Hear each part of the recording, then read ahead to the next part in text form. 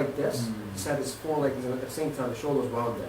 It's absolutely forward have courage and a little crooked. His shoulders a little crooked like this. And also he has a history of car accident before. Car accident, okay? A very, very severe car accident.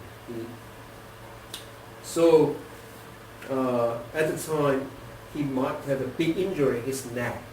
So his, as I told you before, like a vagus and phrenic nerve also related with our cervical spine. He got a big injury in car accident before, and what I call the whiplash injury, a big injury on his neck area, and also it causes a changes in posture.